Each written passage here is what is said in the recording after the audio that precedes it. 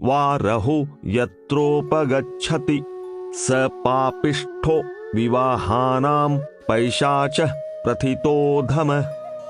सोती हुई नशीली पदार्थ के सेवन से अर्धमूर्छित अथवा प्रमादग्रस्त यानी मृगी आदि रोग से पीड़ित अथवा अर्धनिद्रा की स्थिति में पड़ी किसी कन्या के साथ निर्जन स्थान में मैथुन करके उसे विवाह करने को विवश करना पैशाच विवाह कहलाता है। इसे अधम प्रकृति का विवाह माना गया है। अद्भिरेव द्विजाग्रयाणां कन्यादानं विशिष्यते इतरेषां तु वर्णानामितरेतर काम्यया।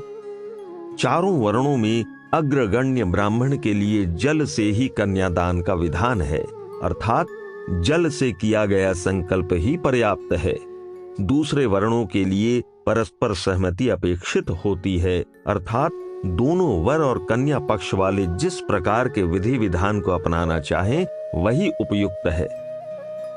यो यस्याम विवाहानां मनुना कीर्तितो गुण सर्वं शृणुत तम विप्रः सर्वं कीर्तयतो मम।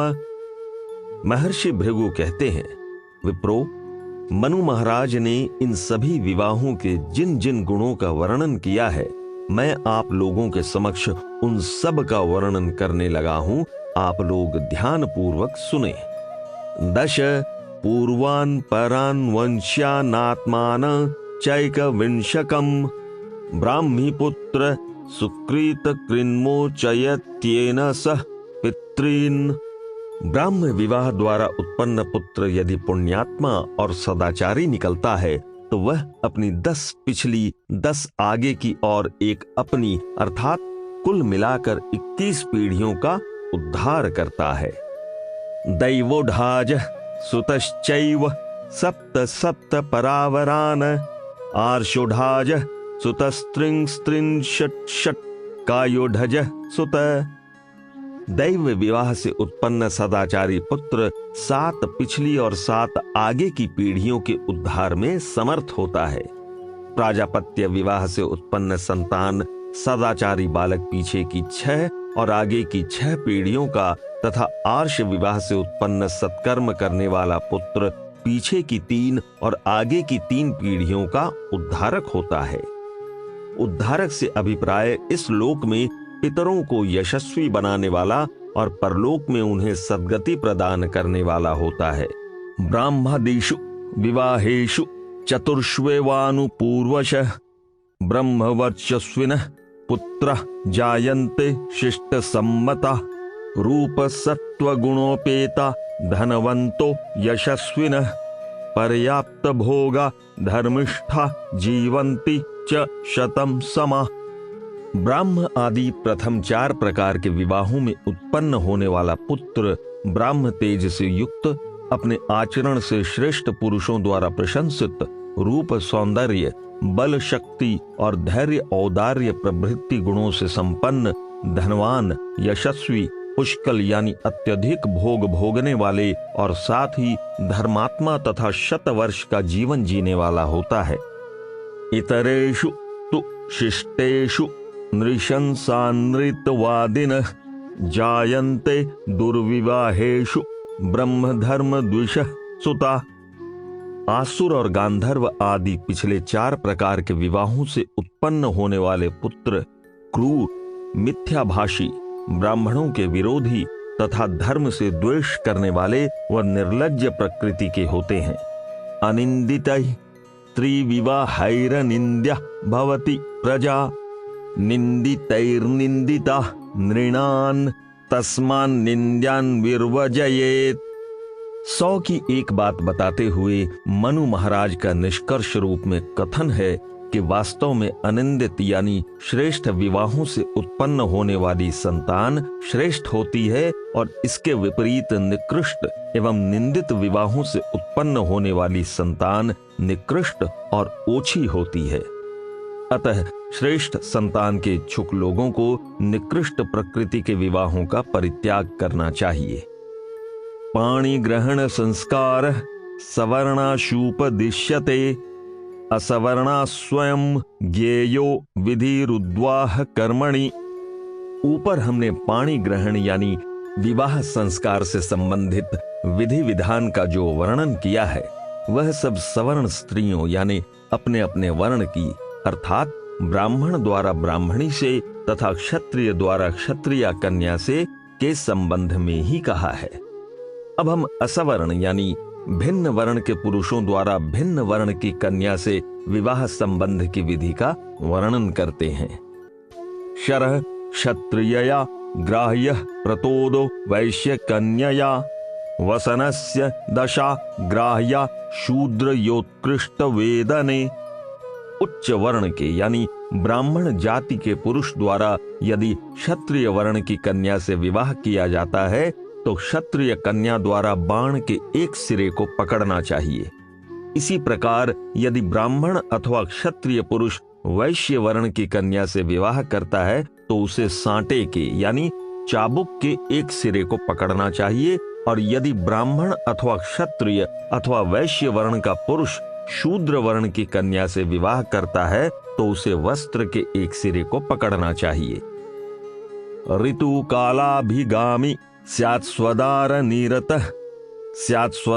निरतः सदा पर्ववर्जम व्रजेच्चैनान् तद्व्रतो रति काम्यया। अपनी धर्म पत्नी के साथ पुरुष को केवल उसके ऋतु काल रज के श्राव के परवर्ती समय में ही मैथुन करना चाहिए।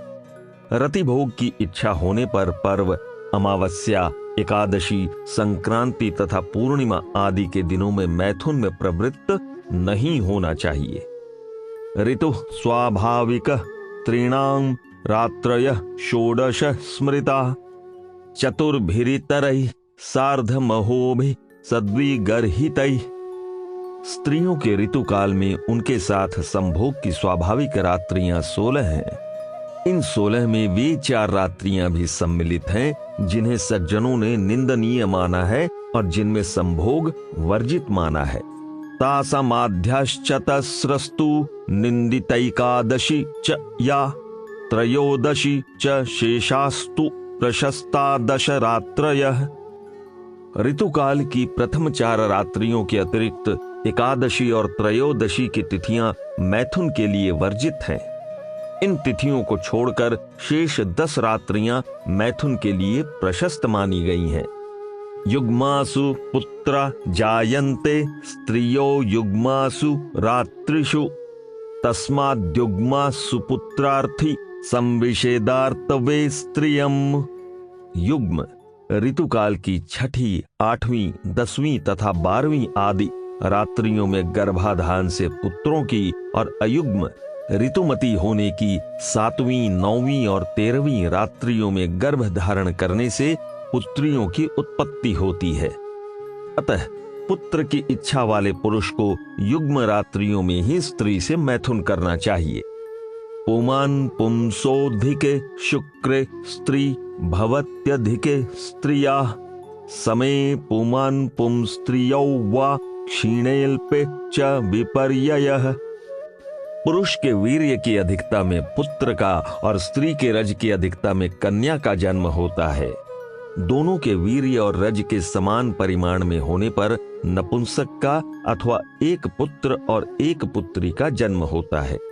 पुरुष के वीर्य के क्षीण यानी सत्वहीन अथवा स्वल्प यानी मात्रा में कम होने पर संतान उत्पन्न ही नहीं होती। निंद्या स्वष्टासु चान्यासु स्त्रियो रात्रिषु वर्जयन् ब्रह्मचार्येव भवति यत्र तत्राश्रमे वसन्। निंदित 8 ऋतुकाल होने पर प्रथम 4 पर्व, पूर्णिमा और अमावस्या की 2 तथा एकादशी और त्रयोदशी की 2 रात्रियों को छोड़कर शेष रात्रियों में स्त्री से संभोग करने वाला पुरुष किसी भी आश्रम से संबंधित क्यों न हो ब्रह्मचारी कहलाता है। अभिप्राय ये है कि उपर्युक्त निंदित 8 रात्रियों में स्त्री से संभोग नहीं करना चाहिए। न कन्याया पिता विद्वान गृहण्याच्छुल्कमण्वपि गृहणशुल्कम हि लोभेन स्यान्नरो पत्यविक्रयी। कन्या के समझदार पिता को अपनी कन्या के विनय के रूप में थोड़े से थोड़ा शुल्क भी नहीं लेना चाहिए, क्योंकि किसी भी प्रकार का शुल्क लेने वाला पिता अपनी संतान को बेचने वाला माना जाता है।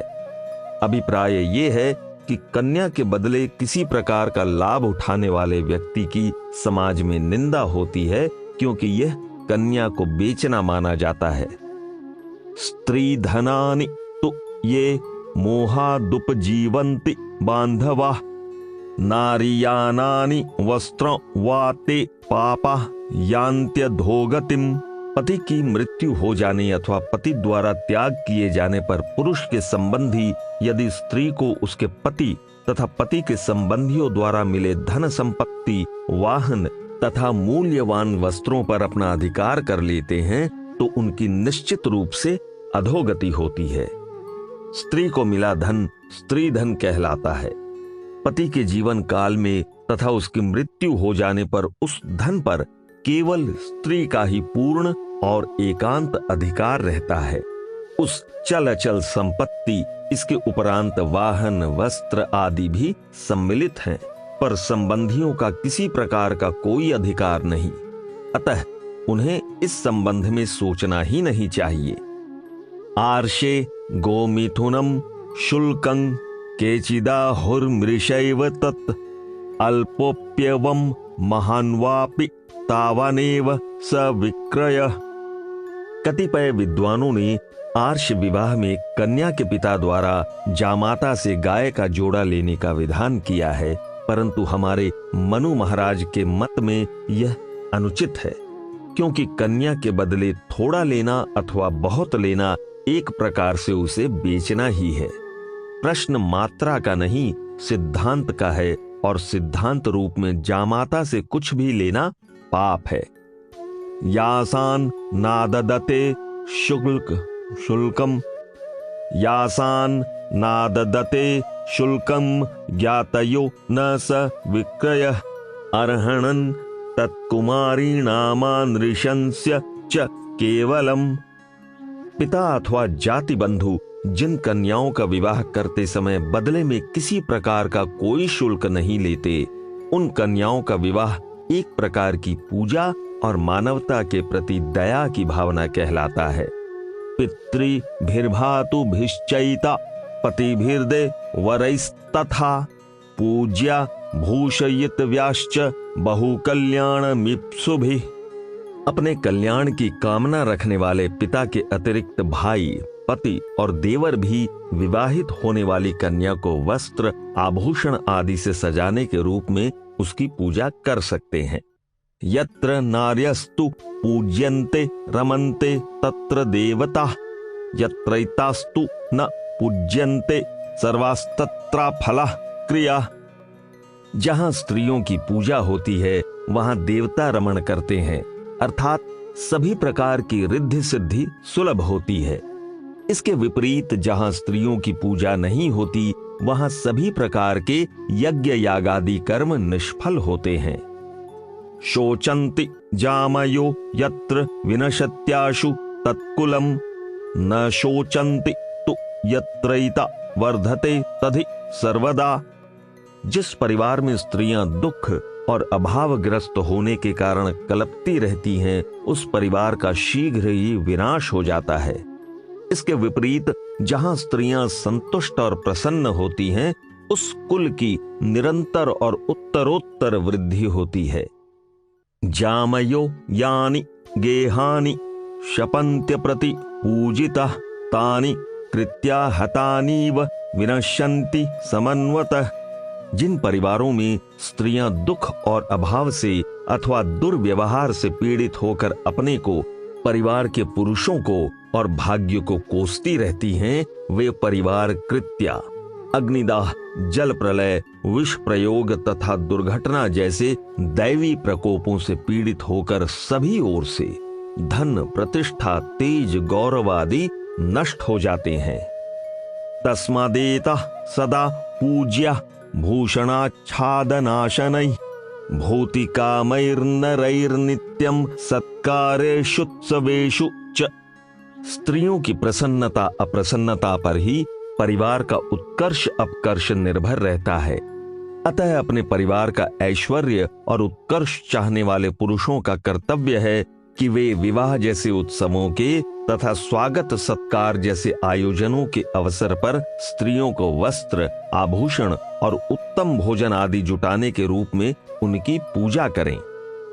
संतुष्टो भार्यया भर्ता भर्त्रा भार्या तथैव च यस्मिन्नेव कुले नित्यं कल्याणं तत्र वै ध्रुवम्।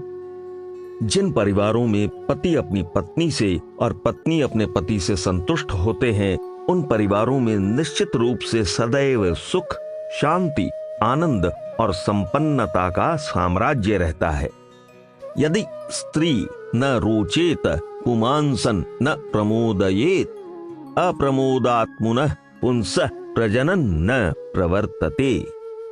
यदि स्त्री वस्त्र, आभूषण और भोजन आदि से प्रसन्न नहीं होती तो वह अपने पति के साथ भोग विलास करने के रूप में उसे आनंदित करने को उद्यत नहीं होती। यदि स्त्री भोग विलास में प्रवृत्त नहीं होती तो पुरुष के संतान नहीं होती, अर्थात उसकी कुल परंपरा नहीं चलती। स्त्रियान तु रोचमानायाम सर्वं तद्रोचते कुलम तस्याम त्वरोचमानायाम सर्वमेव न रोचते। सत्य तो ये है कि स्त्री के वस्त्र व आभूषण आदि से सुसज्जित होने के रूप में प्रसन्न होने से पूरे परिवार की शोभा होती है। इसके विपरीत स्त्री के सुसज्जित और प्रसन्न न होने पर सारा परिवार ही कलंकित होता है। कुविवाहै क्रियालोपैर्वेदानध्ययनेन च कुलान्यकुलता यान्ति ब्राह्मणातिक्रमेण च। निंदित विवाहों को अपनाने से, यज्ञ यागादि अनुष्ठानों को छोड़ देने से, वेदों के स्वाध्याय से विमुख हो जाने से तथा ब्राह्मणों की उपेक्षा करने से प्रतिष्ठित कुल भी निंदित होने लगते हैं।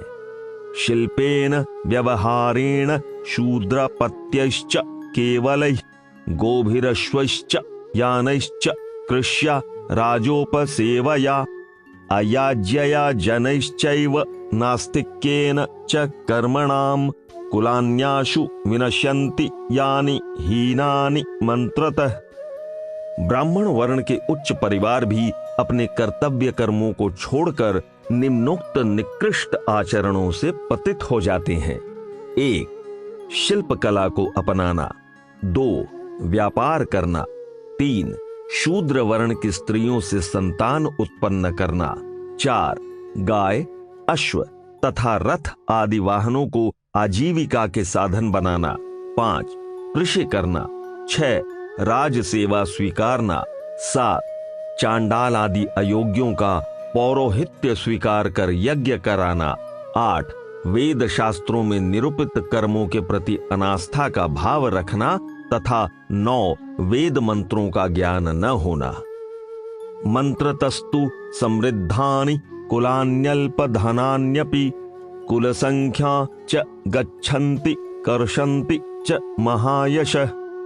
उपर्युक्त मान्यता ब्राह्मण जैसे ऊंचे परिवार भी निकृष्ट आचरण से पतित हो जाते हैं के ही संदर्भ में मनु महाराज का कथन है कि इसी प्रकार वेद ज्ञान से संपन्न निर्धन परिवार न केवल ऊपर उठ जाते हैं अपितु संसार में उनका यश फैल जाता है और समाज में उनकी प्रतिष्ठा बढ़ जाती है।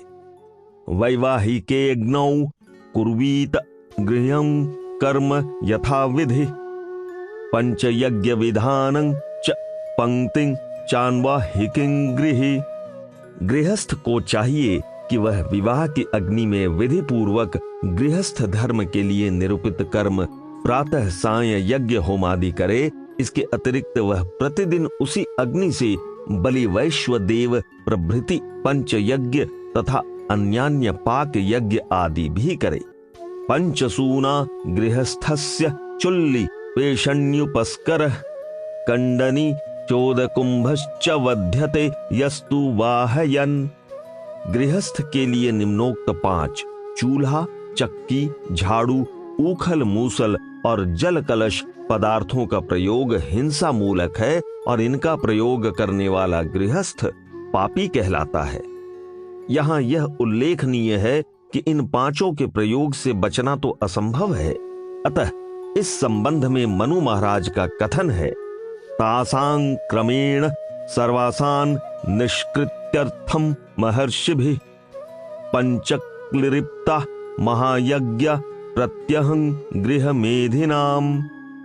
प्राचीन महर्षियों के उपयुक्त पांचों चूल्हा चक्की आदि के प्रयोग से होने वाले हिंसा मूलक पाप से निवृत्ति के लिए गृहस्थों के लिए प्रतिदिन पंच महायज्ञों ब्रह्म यज्ञ, पितृयज्ञ, देव यज्ञ, भूत यज्ञ तथा मनुष्य यज्ञ को करने का विधान किया है। इन पांचों यज्ञों के स्वरूप का निर्देश करते हुए मनु महाराज कहते हैं, अध्यापनम ब्रह्मयज्ञ पितृयज्ञस्तु तर्पणम होमो दैवो बलिर्भौतो नृयज्ञोतिथि पूजनम। वेदों का अध्ययन अध्यापन ब्रह्म यज्ञ है, पितरों का श्राद्ध तर्पण पितृयज्ञ है, अश्वमेधादि यज्ञ तथा होम यज्ञ देव यज्ञ है, बलि वैश्वदेव भूत यज्ञ है तथा अतिथि सेवा मनुष्य यज्ञ है। पंचैतान्यो महायज्ञान्न हापयति शक्तितः स गृहेऽपि वसन्नित्य सूना दोषैर्न लिप्यते। जो गृहस्थ इन पंच महायज्ञों को कभी नहीं छोड़ता अपितु यथाशक्ति इनका पालन करता है, वह घर में रहता हुआ भी उपयुक्त चूल्हा चक्की आदि पांच पदार्थों के प्रयोग से होने वाली हिंसा के दोष का भागी नहीं बनता। देवता तिथि भृत्यानाम पितॄणामात्मनश्च यः न निर्वपति पंचानामुच्छ्वसन्न स जीवति। जो गृहस्थ देवों, अतिथियों, आश्रितों यानी सेवक आदि, पितरों यानी माता पिता तथा गुरुजन आदि और अपने लिए भोजन की व्यवस्था नहीं कर सकता, वह श्वास लेता हुआ भी जीवित नहीं माना जा सकता। वस्तुतः ऐसा व्यक्ति मृतक ही कहलाता है। अहुत च हुत चैव तथा प्रहुतमेव च ब्राह्मयं हुतं प्राशित च पंचयज्ञान प्रचक्षते। मुनियों ने यज्ञों के 5 रूप भेद बतलाए हैं। 1 अहुत, 2 हुत, 3 प्रहुत, 4 ब्रह्महुत तथा 5 प्राशित। जपो हुतो हुतो होम प्रहुतो भौतिको बलि ब्राह्मयं हुतं द्विजाग्रयार्चा प्राशितम पितृतर्पणम। जप एक प्रकार का अहुत यज्ञ है, हवन अथवा होम यज्ञ का हुत रूप है, 5 भूतों को बलि दान करना प्रहुत यज्ञ है। सबसे पूर्व ब्राह्मण की पूजा अर्चना करना ब्रह्महुत नाम का यज्ञ है और जीवित पितरों की सेवा तथा मृत पितरों का श्राद्ध तर्पण प्राशित यज्ञ कहलाता है। स्वाध्याये नित्ययुक्तः स्याद्दैवे चैवेह कर्मणि देव कर्मणि युक्तो हि बिभर्तिम चराचरम। गृहस्थ को स्वाध्याय और यज्ञ यागादि में नित्य प्रति प्रवृत्त रहना चाहिए। वस्तुतः यज्ञ होम आदि को संपन्न करने वाला इस सारे जड़ चेतन संसार का पालन पोषण करता है। यज्ञ से मेघों की उत्पत्ति, मेघ वृष्टि से अन्न की उत्पत्ति और अन्न से प्रजा की स्थिति होने के कारण ही यज्ञ करने वाले को जगत का पालक कहा गया है।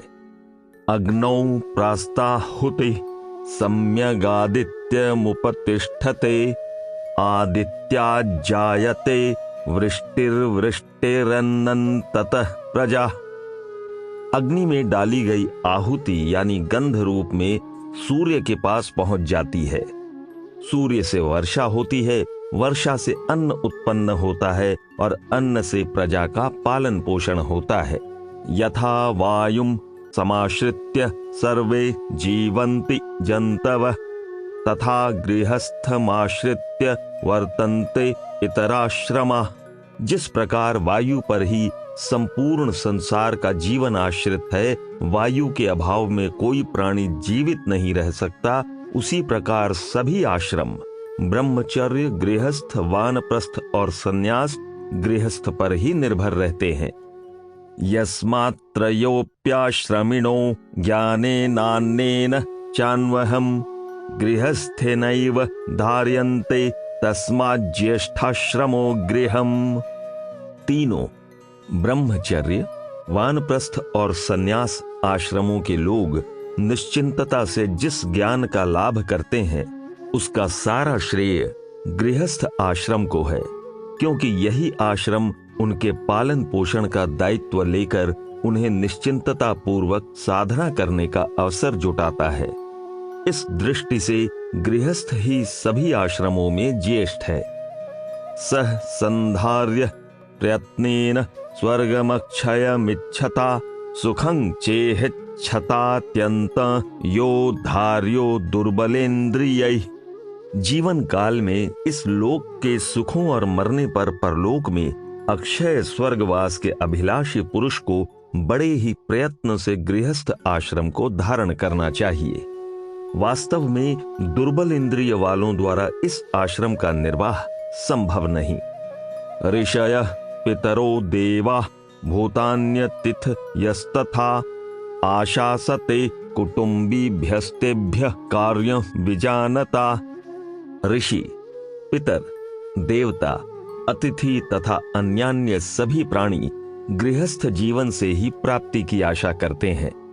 अतः गृहस्थ को प्रतिदिन 5 यज्ञों का संपादन अवश्य करना चाहिए। स्वाध्यायेनार्चयेतर्षिन्नो मैर्देवान्यथा विधि पितॄन् श्राद्धैश्च नृणन्नैर्भूतानि बलिकर्मणा।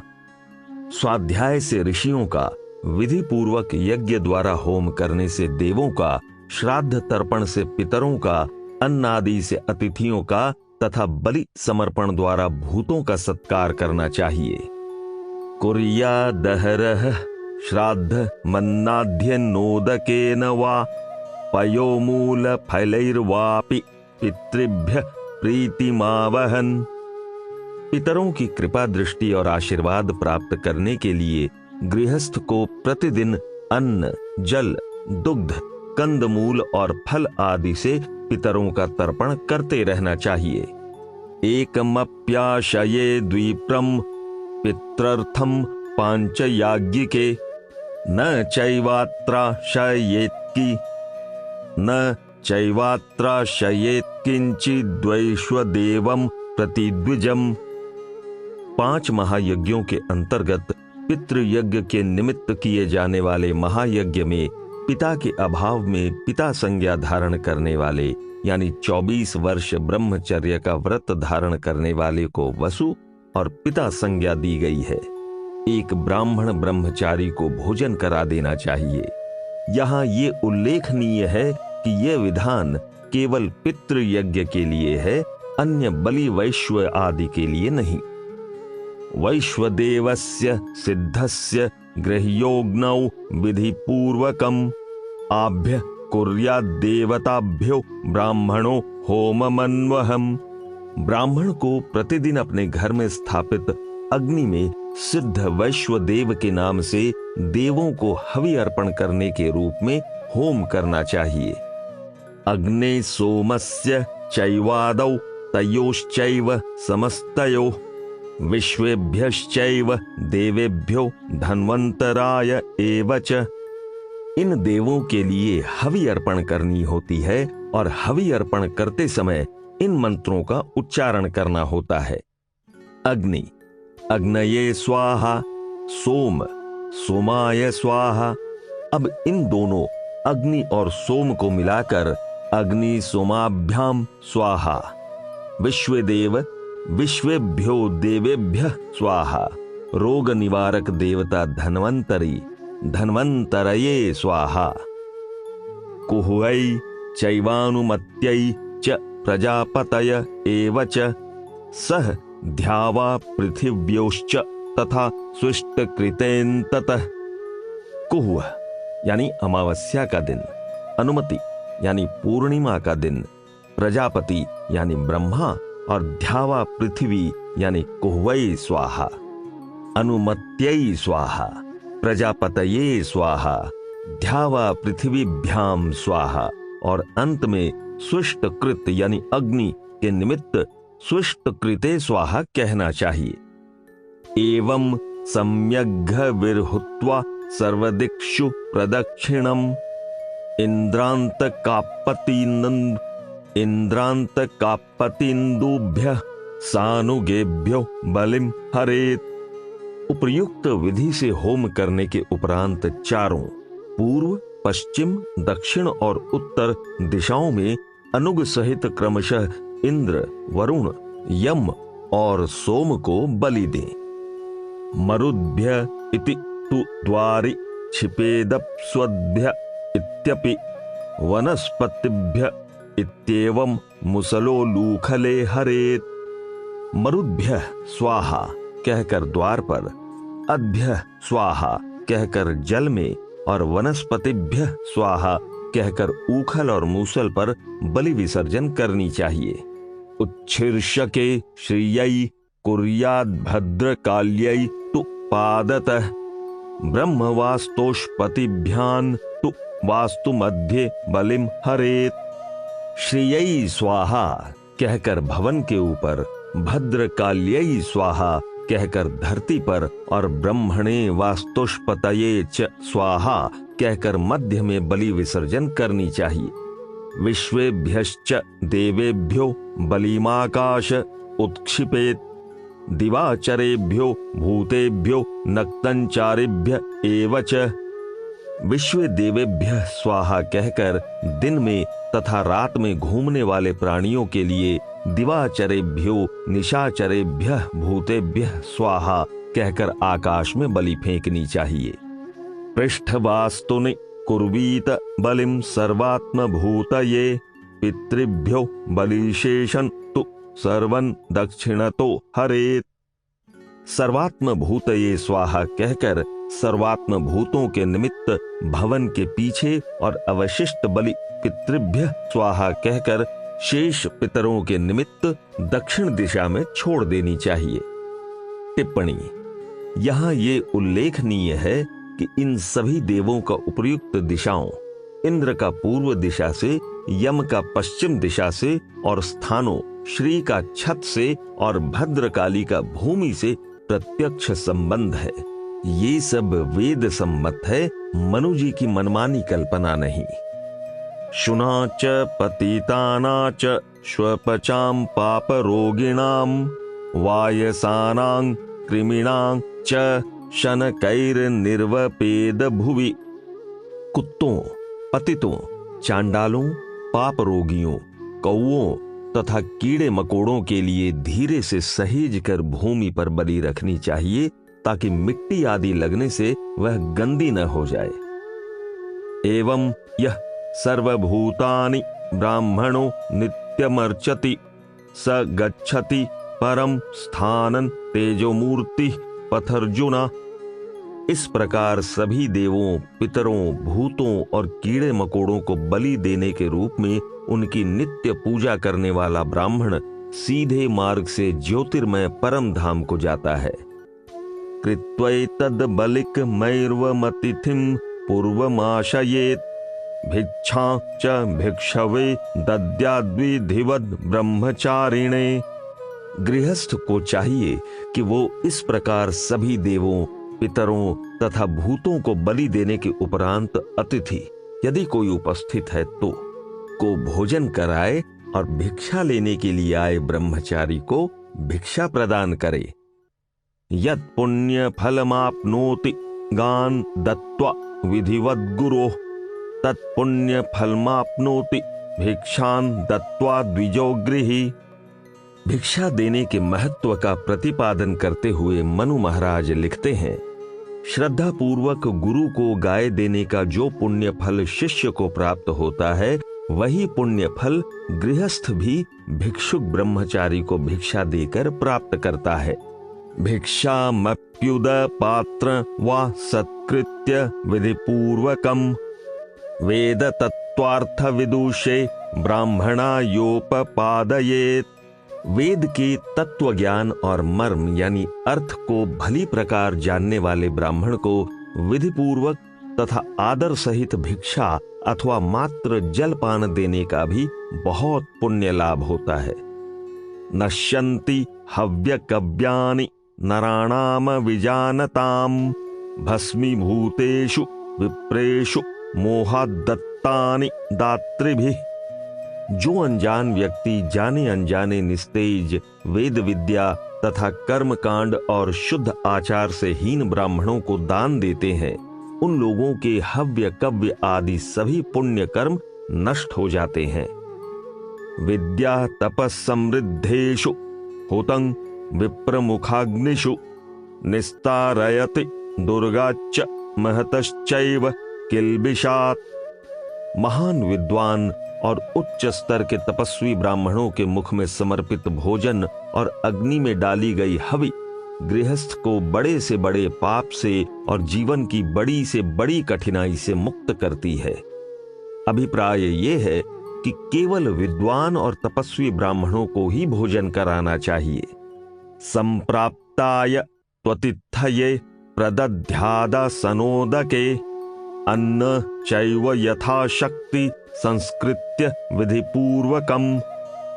गृहस्थ को चाहिए कि संयोगवश आए अतिथि का विधि पूर्वक स्वागत सत्कार करके सामर्थ्य के अनुसार उसे आसन, जल और भोजन अर्पित करे।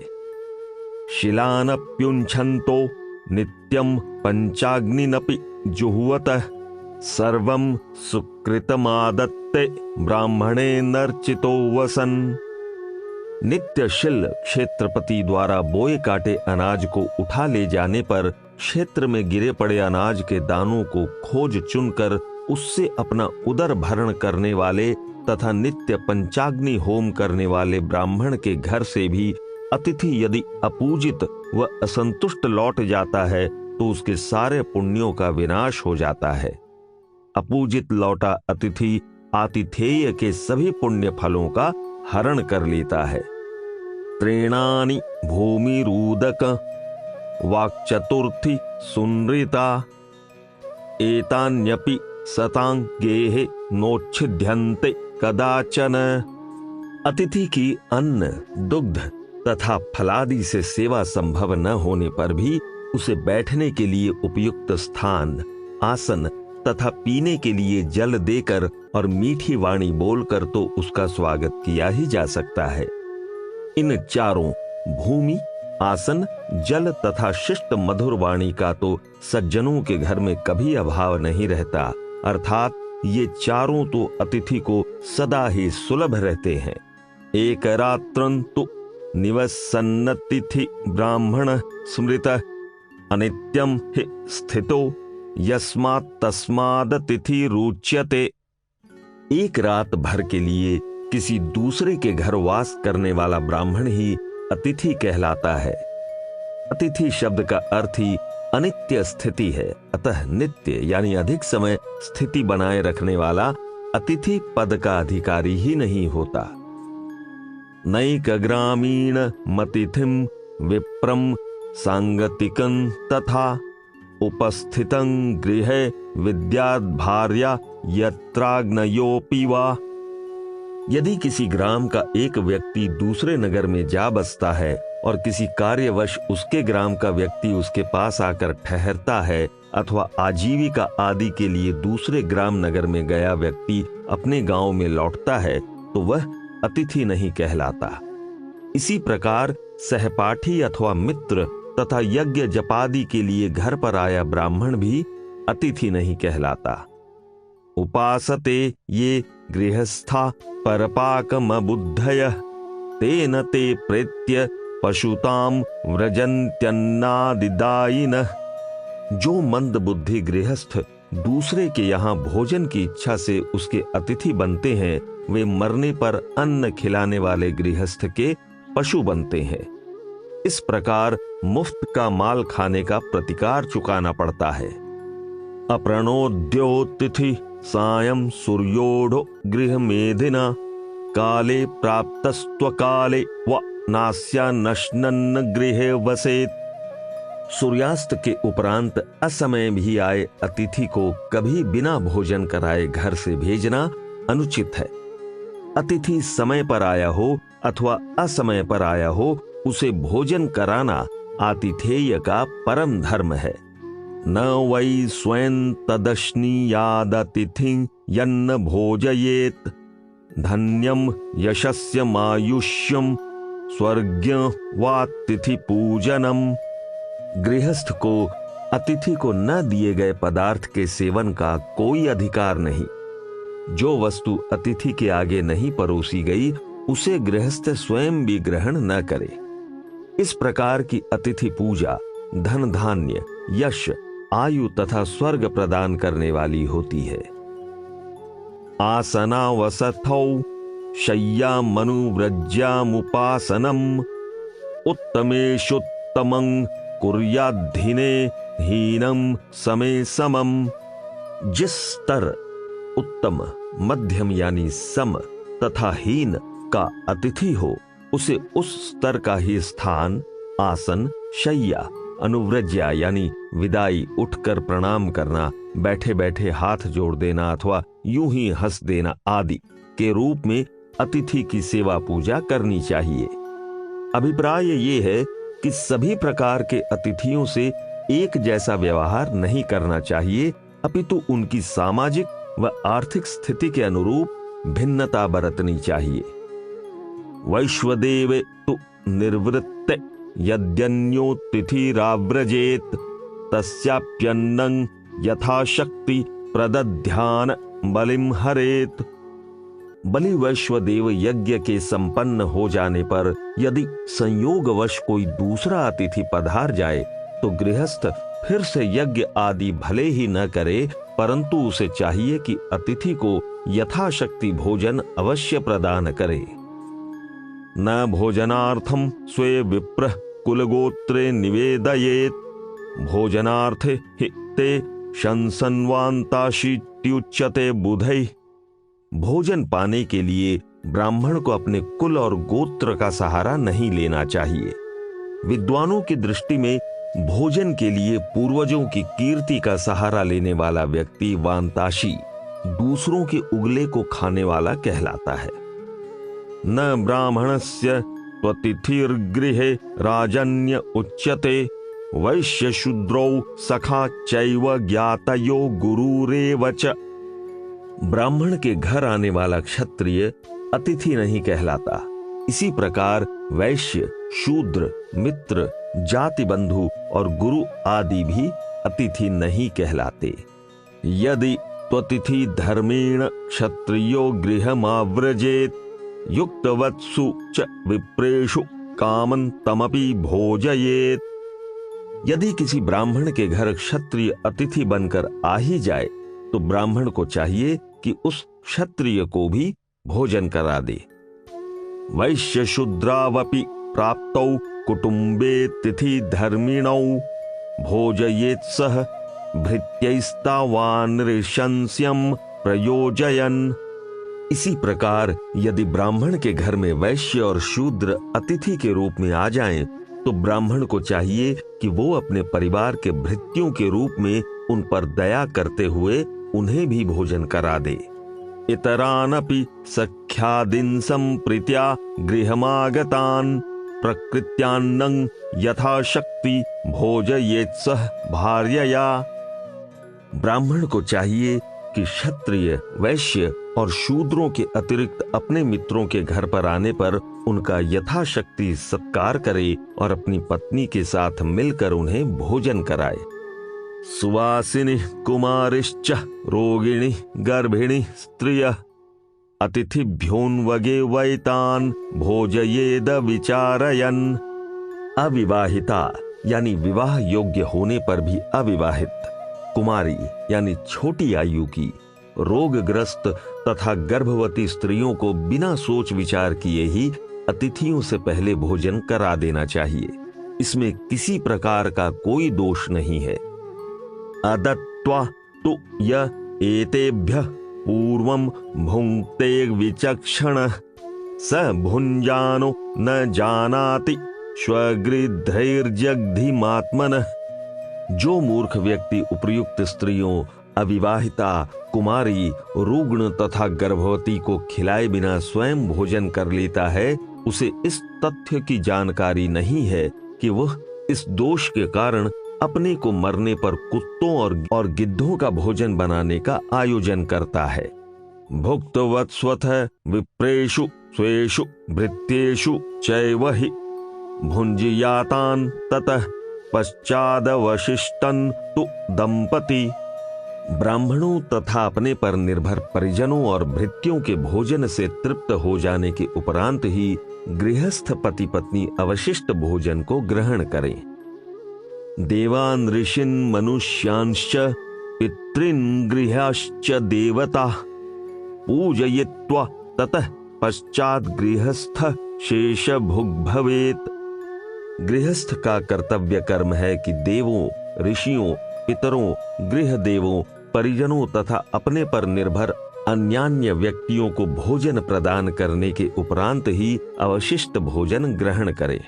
अघम सह केवलम भुंक्ते यह पचत्यात्म कारणात् यज्ञशिष्टाशनम हेतत्सतामन्न विधीयते। अपने लिए पकाने वाला गृहस्थ यानी देवों, अतिथियों के लिए व्यवस्था न करने वाला एक प्रकार से केवल पाप ही खाता है। सज्जन पुरुष तो यज्ञ शेष यानी देवों, अतिथियों और बलि वैश्व देव आदि के उपरांत अवशिष्ट अन्न को ही सच्चे अर्थों में भोजन मानते हैं। राजर्त्विक स्नातक गुरून् प्रिय श्वसुर मातुलान् अर्चयेन् मधुपर्केण परिसंवत्सरात् पुनः। यदि 1 वर्ष बीतने पर अथवा उस अवधि में राजा, ऋत्विक यानी यज्ञ कराने वाला पुरोहित, स्नातक यानी विद्या समाप्त कर गृहस्थ में प्रवेश का इच्छुक ब्रह्मचारी, गुरु, प्रिय मित्र, श्वसुर और मामा घर पधार जाएं, तो इनको मधुपर्क अर्पित करके इनका पूजन करना चाहिए। राजा च श्रोत्रियश्चैव यज्ञकर्मण्युपस्थितौ मधुपर्केण संपूज्यौ न त्वयज्ञ इति स्थिति। इसी प्रकार यदि यज्ञ में राजा और श्रोत्रिय यानी वेद पाठी ब्राह्मण आ जाएं, तो उनका भी मधुपर्क से पूजन करना चाहिए। इसके बिना यज्ञ सफल नहीं होता। सायं त्वन्नस्य सिद्धस्य पन्य मंत्रम बलिम हरेत वैश्य देवम हि नामैतत् सायं प्रातर्विधीयते। गृहस्थ के लिए यूं तो प्रातः सायं दोनों समय बलि वैश्व देव यज्ञ करने का विधान है, परंतु सायंकाल के समय स्त्री को बिना मंत्रों के उच्चारण के ही इस कृत्य का निर्वाह करना चाहिए। पितृयज्ञं तु निर्वर्त्य विप्रश्चंद्र क्षयेऽग्निमान् पिंडान् वहार्यकं श्राद्धं कुर्यान्मसानुमासिकम्। अग्निहोत्री गृहस्थ ब्राह्मण का कर्तव्य है कि अमावस्या तिथि को पितृ श्राद्ध करके प्रतिमास पिंडान्वहार्यकम, इसका अर्थ अगले श्लोक में स्पष्ट किया गया है, श्राद्ध करना चाहिए। न निर्वपति यह श्राद्धम प्रमीत पितृको द्विजः इंदुक्षये मासि मासि प्रायश्चित्ते भवेत्तु सह। उपर्युक्त पद कतिपय संस्करणों में नहीं मिलता। प्रत्येक अमावस्या को अपने मृत पितरों का श्राद्ध न करने वाला द्विज, ब्राह्मण, क्षत्रिय और वैश्य घोर पाप का भागी होता है। प्रायश्चित्त से ही उसे पाप से निवृत्ति मिलती है। पितॄणाम मासिकम श्राद्ध मन्वाहार्य विदुर्बुधा तच्चामिषेण कर्तव्यम प्रशस्तेन प्रयत्नतः। पितरों का मासिक श्राद्ध अन्वाहार्य कहलाता है। बुद्धिमान गृहस्थ को उत्तम भोज्य पदार्थों से ही पितृ श्राद्ध करना चाहिए। तत्र ये भोजनीया स्यूर्ये च वर्ज्यः द्विजोत्तमा यावन्तश्चैव यैश्चान्नैस्तान् प्रवक्ष्याम्यशेषतः। प्रतिमास किए जाने वाले इस पितृ श्राद्ध में खिलाने योग्य, अधिकारी और छोड़ने योग्य अर्थात अनाधिकारी ब्राह्मणों की तथा खिलाने योग्य अन्नों की सूची, मात्रा तथा गुणवत्ता आदि की जानकारी हम आगे चलकर प्रस्तुत करेंगे। द्वौ दैवे पितृकृत्ये त्रिनेकैकमुभयत्र वा भोजयेत्सु समृद्धोपि न प्रवर्तेत विस्तरे। देव श्राद्ध में 2 ब्राह्मणों को और पितृ श्राद्ध में 3 ब्राह्मणों को निमंत्रित करना चाहिए। दोनों श्राद्धों में एक एक ब्राह्मण को भी निमंत्रित किया जा सकता है। समृद्ध यजमान को भी इन यज्ञों में अधिक ब्राह्मणों को निमंत्रित करने के रूप में विस्तार नहीं करना चाहिए। सत्क्रियान देशकालौ च शौचम ब्राह्मण संपदः पंचैतान विस्तरो हंति तस्मान्नेहेत विस्तरम। विस्तार 5 अच्छी पूजा, देश और काल, पवित्रता और श्राद्ध के लिए उपयुक्त गुण संपन्न ब्राह्मण को नष्ट कर देता है, अतः विस्तार का परित्याग करना चाहिए। अभिप्राय ये है कि अधिक विस्तार करने पर न तो भली प्रकार पूजा हो सकती है, न देश और काल का निर्वाह हो पाता है, न पवित्रता की सुरक्षा संभव है और न ही इस बात की चिंता की जा सकती है कि निमंत्रित किए जाने वाला ब्राह्मण अधिकारी है कि नहीं। अतः समृद्ध व्यक्ति के लिए भी विस्तार अनावश्यक एवं अनुपयुक्त है। प्रथिता प्रेतकृत्यैष पितृन्नाम विधुक्षये तस्मिन्युक्तस्येति नित्यं प्रेतकृत्यैव लौकिकी। पितृकर्म यानी श्राद्ध प्रेत कृत्य के रूप में प्रसिद्ध है। अमावस्या के दिन पितृ श्राद्ध यानी प्रेत कृत्य करने वाला पुरुष नित्य किए जाने वाले लौकिक श्राद्ध के फल को भी प्राप्त कर लेता है। श्रोत्रियायैव देयानि हव्यकव्यानि दातृभिः अर्हत्तमाय विप्राय तस्मै दत्तम महाफलम। दाताओं को चाहिए कि केवल वेद पाठी ब्राह्मण को ही हव्य कव्य यानी देव बलि और पितृ बलि समर्पित करें। जितने अधिक योग्य विद्वान को ये दिया जाएगा उतना ही अधिक फल लाभ होगा। एकैकमपि विद्वांसं दैवे पित्रै च भोजयेत् पुष्पकलम फलमाप्नोति नामंत्रज्ञान बहुन्नपि। देव यज्ञ और पितृ यज्ञ में एक भी विद्वान ब्राह्मण को भोजन करने से जिस बड़े भारी पुण्य का लाभ होता है, अनेक मूर्ख ब्राह्मणों की पूजा करने से भी वो कभी नहीं मिलता। दूरादेव परीक्षेत ब्राह्मण वेद पारगम तीर्थन तद्व्यक्व्यानाम प्रदाने सोतिथि स्मृतः। वेद विद्या में प्रवीण ब्राह्मण की पहले से ही पूछताछ और परीक्षा कर लेनी चाहिए। संतुष्ट होने पर ही उसे निमंत्रित करना चाहिए। विद्वान ब्राह्मण ही देव बलि और पितृ बलि ग्रहण करने का सच्चा अधिकारी है। ऐसा ब्राह्मण ही एक प्रकार का अतिथि भी है। सहस्त्रम हि सहस्त्राणामनृचां यत्र भुंजते एकस्तान् मंत्र वित्प्रीतः सर्वानर्हति धर्मतः। वेद ज्ञान से रहित लाखों ब्राह्मणों के भोजन आदि से संतुष्ट होने पर भी श्राद्ध सफल नहीं माना जाता, जबकि इसके विपरीत एक ही वेदवेत्ता तपस्वी ब्राह्मण के संतुष्ट हो जाने पर श्राद्ध पूर्ण सफल हो जाता है। ज्ञानोत्कृष्टाय देयानि कव्यानि च हविंश च न हि हस्तावसृग्दिग्धौ रुधिरेणैव शुध्यतः। जिस प्रकार रक्त से सने हाथ रक्त से नहीं धोए जा सकते, उनकी शुद्धि जल से ही होती है, उसी प्रकार वेद ज्ञान रहित ब्राह्मण को कव्य तथा हवि देने से कोई लाभ नहीं होता। विद्वान ब्राह्मण ही इन्हें पाने का सच्चा अधिकारी है। यावतो ग्रसते ग्रासान्न व्यकव्यश्व मंत्रवित् तावतो ग्रसते प्रेतो दीप्त शुलानयो गुडान। वेद ज्ञान से रहित ब्राह्मण को श्राद्ध में हव्य कव्य आदि ग्रहण ही नहीं करना चाहिए। वस्तुतः ऐसा व्यक्ति श्राद्ध में जितने ग्रास खाता है, मरने पर उसे शूल और लोहे के उतने ही गोले खाने पड़ते हैं। ज्ञान निष्ठा द्विजा के चित्त पोनिष्ठास्तथा परे, तपः स्वाध्याय निष्ठाश्च कर्म निष्ठास्तथा परे। इस संसार में कुछ ब्राह्मण ऐसे होते हैं जिन्हें तत्व ज्ञान संपन्न कहा जा सकता है, कुछ दूसरे तपोनिष्ठ होते हैं, कुछ तप के साथ स्वाध्याय में निरत रहने वाले होते हैं और कुछ दूसरे यज्ञ याग आदि में निरत रहने वाले होते हैं।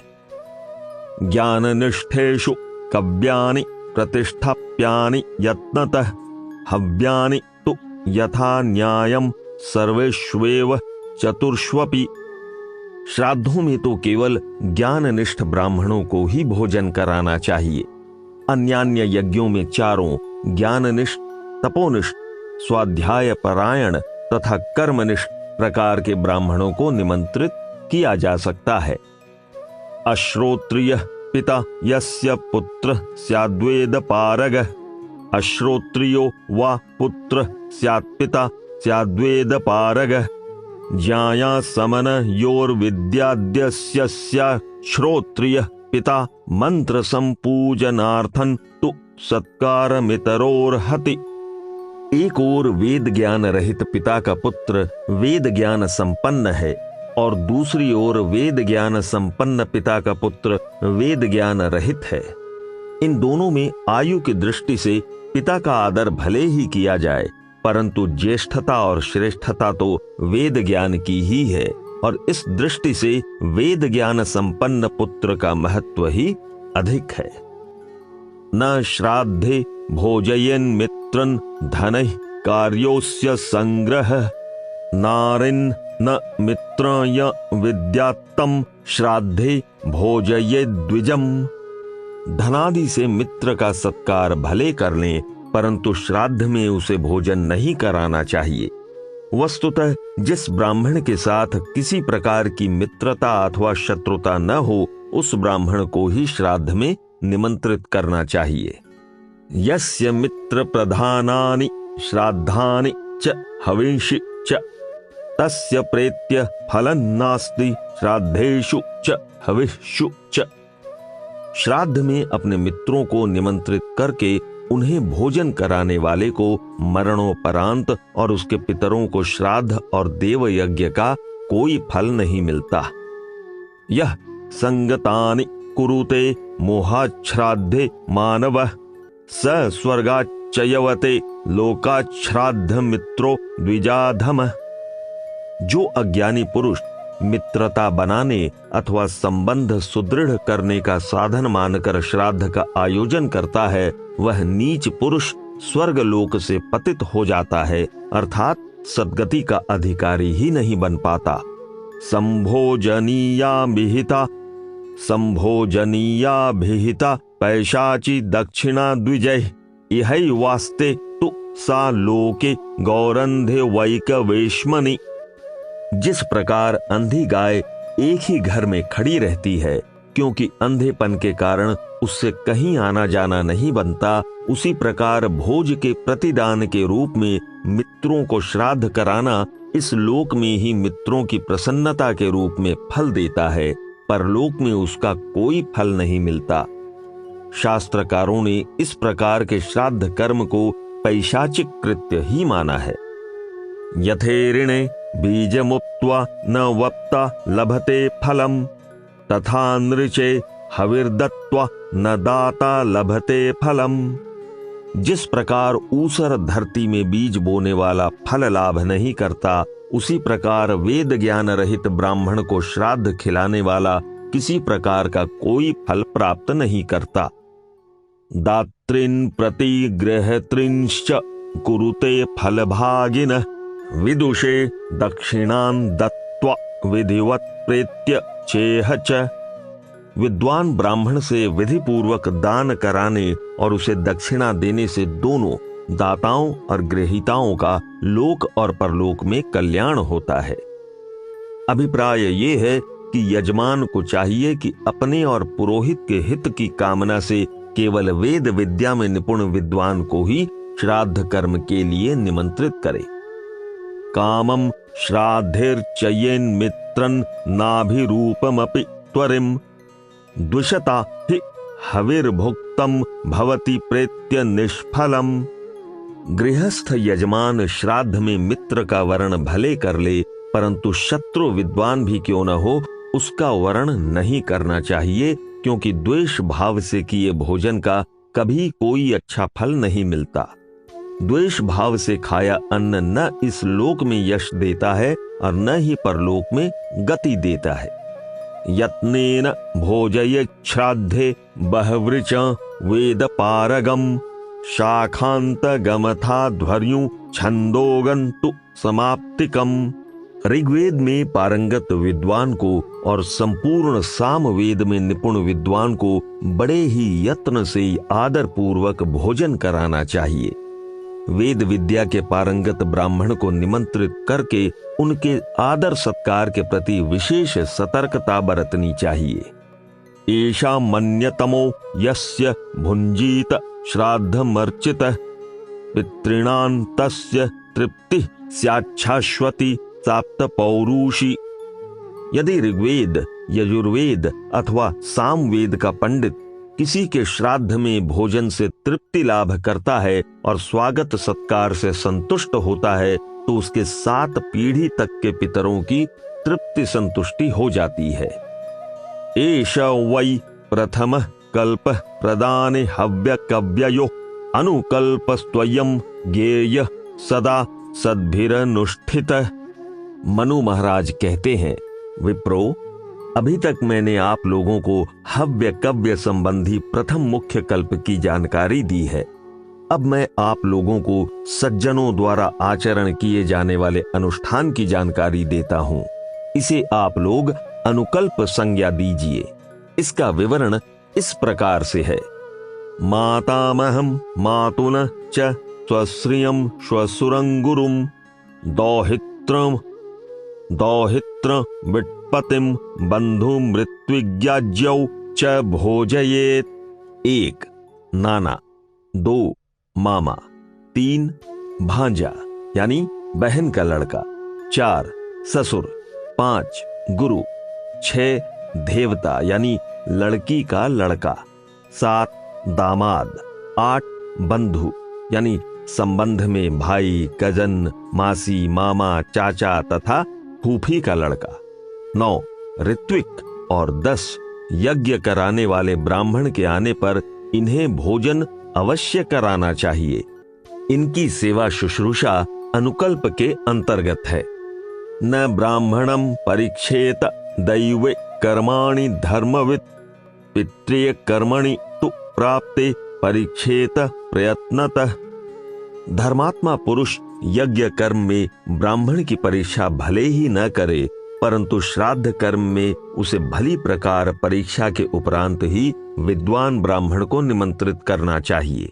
ये स्तेन पतित क्लीबा ये च नास्तिक वृत्तय तान हव्य कव्य योर्वी प्राण नरहान मनुर्ब्रवीत।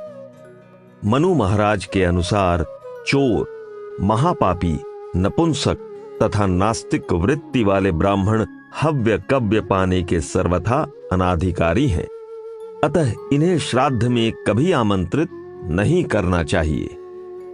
जटिल चान धियानन दुर्बलं कितवं तथा याजयन्ति च ये पुगांस्तांश्च श्राद्धे न भोजयेत्। जटाधारी, अध्ययन न करने वाले, दुर्बल, द्युत प्रेमी तथा अधिक व्रत और उनका उद्यापन करने वाले ब्राह्मण को भी श्राद्ध कर्म में निमंत्रित नहीं करना चाहिए। चिकित्सकांदे वलकान्मा सविक्रयिणस्तथा विपणेन च जीवंतो वर्ज्य त्युर्व्यक्यव्ययो। वैद्यक कर्म करने वाले, पुजारी, मांस विक्रेता तथा व्यापार से आजीविका अर्जित करने वाले ब्राह्मण को भी कव्य अर्थात श्राद्ध तथा हव्य अर्थात देव यज्ञ में निमंत्रित नहीं करना चाहिए। प्रेष्यो ग्रामस्य राज्ञश्च कुनखी श्यावदन्तकः प्रतिरोधा गुरुश्चैव त्यक्ताग्निर्वार्धुष्यस्तथा यक्ष्मी च पशुपालश्च परिवेत्ता निराकृतिः ब्रह्माद्विट परिवित्तिश्च गणाभ्यंतर एव च। राजा अथवा ग्राम यानी पंचायत द्वारा संदेशवाहक के रूप में नियुक्त, गंदे नाखूनों वाला, काले मैले दांतों वाला, गुरु के आदेश के प्रतिकूल आचरण करने वाला, अग्निहोत्र का परित्याग करने वाला तथा ब्याज से जीवन निर्वाह करने वाला, क्षय रोग से पीड़ित, पशुपालन से वृत्ति चलाने वाला, कन्या का विक्रय करने वाला, नित्य कर्म के अनुष्ठान की उपेक्षा करने वाला, ब्राह्मणों से द्वेष रखने वाला, कुल धर्म, ज्येष्ठ भ्राता के विवाहित होने से पूर्व विवाह न करना का अतिक्रमण करने वाला तथा समाज के धन का निजी स्वार्थ के लिए उपयोग करने वाला ब्राह्मण यज्ञ कर्म में निमंत्रित होने का अनाधिकारी होता है। कुशीलवो वकीर्णी च वृषली पतिरेव च पौनर्भवश्च काणश्च यस्य चोपपतिर्गृहे भृतकाध्यापको यश्च भृतकाध्यापितस्तथा शूद्रशिष्यो गुरुश्चैव वाग्दुष्टः कुंडगोलकौ। नटकर्म करने वाला, खंडित ब्रह्मचर्य वाला, शूद्रा से विवाह करने वाला, दूसरे विवाह से जन्म लेने वाला, काना यानी एकाक्ष, जिसके घर में ही उसकी पत्नी का प्रेमी रहता हो, वेतन लेकर पढ़ाने वाला तथा वेतन देकर पढ़ने वाला, शूद्र से शिक्षा ग्रहण करने वाला, कटुवाणी बोलने वाला तथा कुंड अथवा गोलक अर्थात पर स्त्री से पुरुष के जीवन काल में अथवा मरने पर उत्पन्न ब्राह्मण श्राद्ध कर्म में निमंत्रित होने का अधिकारी नहीं है। अकारणे परित्यक्ता माता पित्रोर्गुरोस्तथा ब्राह्मौर्यौर्नैश्च संबंधैः संयोगम पतितैर्गतः अगारदाहि गरदः कुंडाशी सोमविक्रयी समुद्रयायी बंदी च तैलिक कूटकारक।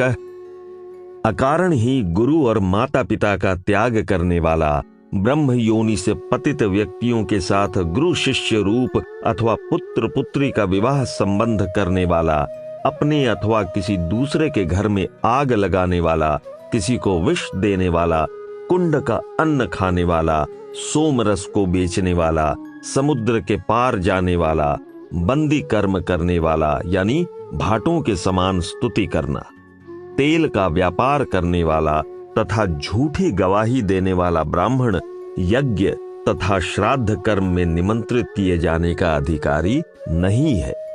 पित्रा विवदमानश्च कितवो मद्यपस्तथा पापरोग्यभिषस्तश्च दाम्भिको रसविक्रयी धनुःशराणां कर्ता च यश्चाग्रे दिधिषु पतिः मित्रर्ध्युग्ध्युत्त वृत्तिश्च पुत्राचार्यस्तथैव च। माता पिता से कलह करने वाला, धूर्त, मदिरा सेवी, कुष्ठ रोग से पीड़ित, समाज में कलंकित, दंभी, रस विक्रेता, धनुष बाण बनाने वाला, अग्रेदिधिषु कन्या का पति यानी जिसकी बड़ी बहन अभी अविवाहित हो, मित्र द्वेषी, द्यूत गृह खोलकर आजीविका कमाने वाला तथा पुत्र से पढ़ने वाला ब्राह्मण हव्य कव्य में यानी देव यज्ञ तथा श्राद्ध में निमंत्रण पाने का अनाधिकारी होता है। भ्रामरी गंडमाली च शिवत्र्यथो पिशूनस्तथा उन्मतोन्धश्च वर्ज्यः स्युर्वेदनिंदक एव च। मिर्गी के रोग से, गंडमाला से यानी गले के चारों ओर माला के रूप में पुणों का होना तथा श्वेत कुष्ठ से पीड़ित, चुगलखोर, उन्मादग्रस्त, अंधा तथा वेदों की निंदा करने वाला ब्राह्मण हव्य कव्य के लिए वर्जित है, अर्थात ऐसे ब्राह्मण को निमंत्रित नहीं करना चाहिए। हस्ति गोश्वोष्ट्रदमको नक्षत्रैर्यश्च जीवति पक्षिणाम पोषको यश्च युद्धाचार्यस्तथैव च स्रोतसां भेदको यश्च तेषां चावरणे रतः गृह संवेशको दूतो वृक्षारोपक एव च। हाथी, बैल, घोड़े तथा ऊंटों को प्रशिक्षण देने वाला, गृह विद्या का व्यापार करने वाला यानी ज्योतिष का व्यापार करने वाला, पक्षियों को पालने वाला, युद्ध विद्या सिखाने वाला, नदियों के तटबंधों को तोड़ने वाला, नदियों के प्रवाह को मोड़ने वाला, वास्तुकला से आजीविका चलाने वाला, दूत कर्म करने वाला तथा वृक्षों का आरोपण करने वाला ब्राह्मण भी यज्ञ तथा श्राद्ध कर्म में निमंत्रित होने का अधिकारी नहीं। श्वक्रीडी शेनजीवी च कन्या दूषक एव च हिंस्रो वृषलवृत्तिश्च गणाना चैव याजक आचारहीन क्लीवश्च नित्य याचनकस्तथा कृषिजीवी श्लीपदी च सद्भिर्निंदित एव च। कुत्तों से आमोद प्रमोद करने वाला, बाजों का क्रय विक्रय करने वाला, कन्या से संभोग करने वाला, हिंसा यानी जीव हत्या करने वाला, शूद्रों के लिए निर्धारित कार्यों से यानी सेवा से आजीविका अर्जित करने वाला, गणों, शिवजी के नंदी आदि गण जिनके मुखिया गणेश विनायक हैं की उपासना करने वाला, आचार भ्रष्ट, नपुंसक, नित्य भिक्षा मांगने वाला, कृषि कर्म करने वाला, पीलिया रोग से पीड़ित और अपने दुष्कर्मों के कारण सज्जनों द्वारा निंदित ब्राह्मण को श्राद्ध कर्म और यज्ञ याग आदि में पुरोहित नहीं बनाना चाहिए। और भृको माहिषिक परपूर्वापतिस्तथा प्रेत निर्यात कश्चैव वर्जनीय प्रयत्नतः। मेढ़े और भैंसे से आजीविका चलाने वाला, किसी विवाहिता स्त्री से विवाह करने वाला तथा प्रेत कर्म से धन लेने वाला ब्राह्मण भी श्राद्ध कर्म के लिए सर्वथा अनुपयुक्त है। एतान विगर्हिताचारान पांगत्येयान द्विजाधमान द्विजाति प्रवरो विद्वानुभयत्र विवर्जयेत। विद्वान ब्राह्मण को चाहिए कि उपर्युक्त निंदित आचार वालों और अपनी जाति वालों की पंक्ति से बहिष्कृत अधम ब्राह्मणों को कभी यज्ञ और श्राद्ध आदि में निमंत्रित न करे। ऐसे लोगों का सर्वत्र परित्याग करना ही उचित है।